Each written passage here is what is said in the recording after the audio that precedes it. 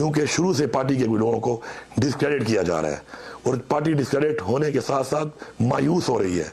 آپ کی رہائی کے حوالے سے اقدامات نہیں اٹھائے جا رہے، بلکہ پارٹی کے اندر ایسی گربندیاں بنتی جا رہی ہیں کہ ان گربندیوں میں ہر بندہ کسی نہ کسی جگہ کا سہارا لے کر اس گربندی کا حصہ بن کر اپنے جو انٹرسٹ ہے ان کا فائدہ لے رہا ہے، اپنی جو اختلافات کسی کے ساتھ ہیں ان کے فائدے لے رہا ہے۔ تو میں نے بڑے کلیئر سے ان کو بتایا،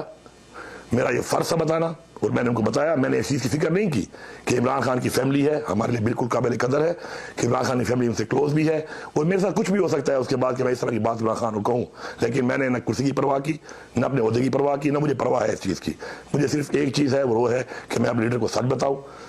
حق بتاؤں اور اس کو آگاہ کروں حقائق سے۔ تو میں نے ان کو بتایا کہ اس کے اوپر پارٹی میں یہ تقسیم کا سلسلہ ہے اور یہ کچھ ولاگرز بیٹھے ہوئے ہیں اور وہ ٹارگیٹ کر کے سارا کام کر رہے ہیں، تو ان سب کے ساتھ علیمہ خان کا رابطہ ہے اور علیمہ خان بجائے ان کو منع کرنے کے، تقسیم ختم کرنے کے، بار بار ہم کہتے ہیں تقسیم نہیں ہونی چاہیے، پرووک کر رہی ہے۔